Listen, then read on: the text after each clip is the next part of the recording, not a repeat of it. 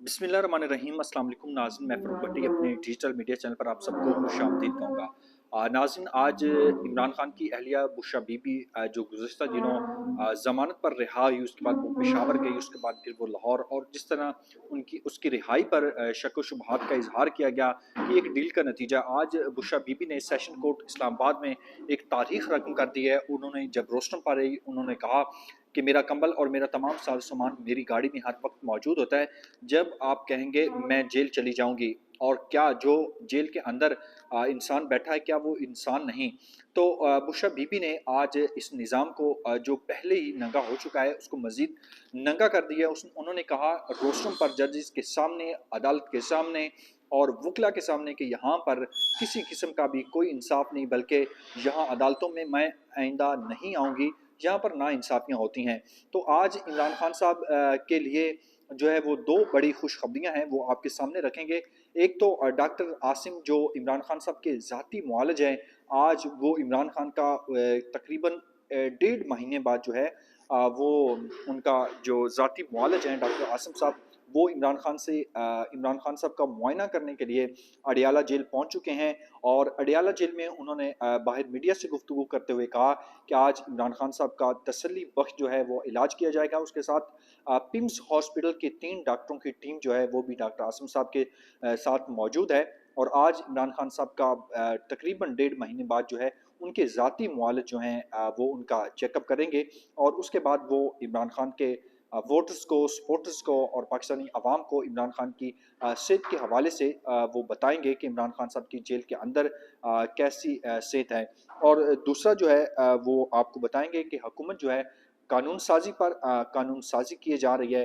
हुकूमत करने क्या जा रही है? एक तो आज वफाकी काबीना का भी इजलास है 2:30 बजे, और 4 बजे कौमी असम्बली का जो इजलास है, उसमें क्या एजेंडा है और कौन कौन सी आज मजीद जो है कानून साजी की जाएगी। अदलिया को कंट्रोल करने का जो तमाम बंदोबस्त है, तमाम मनसूबा है, उसको मुकम्मल करने की थोड़ी थोड़ी जो है मजीद हर रोज़ एक नई कोशिश की जाती है।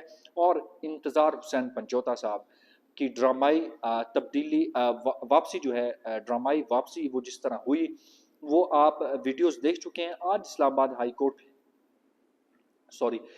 हाई कोर्ट में एक अहम समाअत हुई है। उसमें अटॉर्नी जनरल साहब मौजूद थे, फैसल चौधरी साहब मौजूद थे, और साबिक जो सेक्रेटरी जनरल हैं शुएब शाहीन साहब पाकिस्तान तहरीक इंसाफ के, वो भी वहाँ पर मौजूद थे। उनके दरमियान क्या बातचीत हुई, उस केस की समाअत में क्या तहकीकात का हुक्म हुआ, और किस तरह वो चीफ जस्टिस आमिर फारूक साहब ने आज रिमार्क्स दिए। तो बड़ी सारी चीज़ें जो हैं मिक्सअप हैं, लेकिन उनका जो इस पर जो तज्ज़िया है वो मैं आपके सामने रखूँगा। और आने वाले दिनों में क्या कोई डील होने जा रही है। और आज भी तहरीक इंसाफ के बकौल, अगर आज भी कोई समझता है कि पाकिस्तान तहरीक इंसाफ के साथ कोई डील हो रही है, तो ये एक बड़ी मन घड़त बातें हैं। पाकिस्तान तहरीक इंसाफ किसी डील का हिस्सा नहीं बन रही।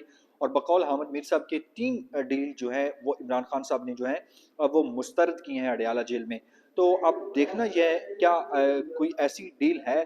डील होती तो बुशरा बीबी साहबा जो है वो पिशावर क्यों रवाना होती? अगर डील होती तो इंतज़ार हुसैन पंजोता जो है 4 हफ्ते बाद जो है वो बाज़याब होते हैं। उनकी जो वीडियो सामने आती हैं, तो इससे कहीं भी नहीं लगता कि पाकिस्तान तहरीक इंसाफ की जो है ताकतवर हलकों में या हुकूमत के साथ किसी किस्म की कोई डील होने जा रही है। तो अब आते हैं कि इमरान खान साहब के लिए 2 बड़ी खुशखबरियाँ ये हैं कि इमरान खान साहब की तोशा खाना 2 केस में जो है वो ज़मानत अभी तक मंजूर तो नहीं हुई, लेकिन एफआई को आज इस्लामाबाद हाई कोर्ट के जस्टिस मियां गुल हसन औरंगजेब ने नोटिस जारी कर दिए हैं, और बुशरा बीबी की जो जमानत है तोशाखाना 2 केस में वो मंजूर हो चुकी है। और अब आते हैं सेशन कोर्ट की जानब। सेशन कोर्ट में आज बुशरा बीबी और इमरान खान की दरख्वास्त जमानत पर जो 6 केसेस इमरान खान पर थे और एक बुशरा बीबी पर, उस पर आज वो बुशरा बीबी बज़ात खुद वहाँ पेश हुई। और उसके लिए 18 नवंबर जो है वो डेट अदालत की जानब से तय की गई है कि 18 नवंबर को जो है इमरान खान साहब और बुशरा बीबी की ज़मानतों पर जो है दोबारा दलाइल होंगे। और अब देखते हैं कि 18 नवंबर को दलाइल के बाद जब फैसला महफूज होगा, आज भी ऐसा ही लग रहा था कि हो सकता है कि इमरान खान बुशरा बीबी की ज़मानतें इन केसेस में हो जाएं, लेकिन जब फैसला महफूज हुआ, फैसला महफूज होने के बाद जब अदालत ने फैसला ये सुनाया کہ 18 نومبر کی ڈیٹ طے ہو رہی ہے، 18 نومبر کو دوبارہ دلائل ہوں گے اور اس کے بعد عدالت جو ہے وہ کوئی نہ کوئی فیصلہ کرے گی کہ عمران خان صاحب کی ضمانتیں مسترد ہوتی ہیں، بشرا بی بی کی ضمانتیں مسترد ہوتی ہیں، یا اس ان کو دوبارہ جو ہے وہ ضمانت دے دی جاتی ہے ان کیسز میں۔ تو یہ اہم ڈیولپمنٹ تھی جو آج میں نے آپ کے سامنے رکھی، اور اب بات کرتے ہیں کہ آج جو supreme court and practice and procedure act ترمیمی آرڈیننس جو آج قومی اسمبلی میں پیش کیا جائے گا۔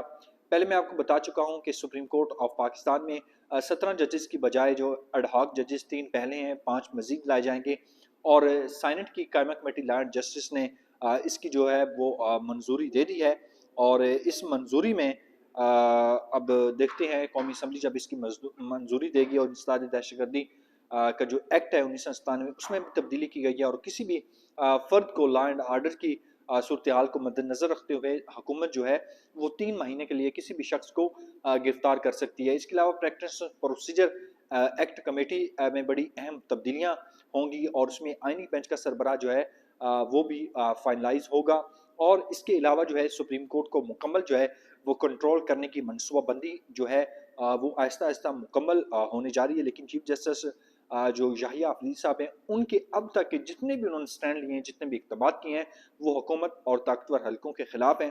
لیکن آنے والے دنوں میں دیکھتے ہیں کہ سپریم کورٹ میں اور کتنی اہم تبدیلیاں ہوتی ہیں، یا چیف جسٹس یحییٰ آفریدی صاحب کون سے ایسے فیصلے لیتے ہیں جس سے ریاست پاکستان مضبوط ہوتی ہے، عام آدمی کا جو عدالتوں پر جو ہے وہ عام آدمی کا عدالتوں پر یقین بڑھتا ہے یا مزید کم ہوتا ہے۔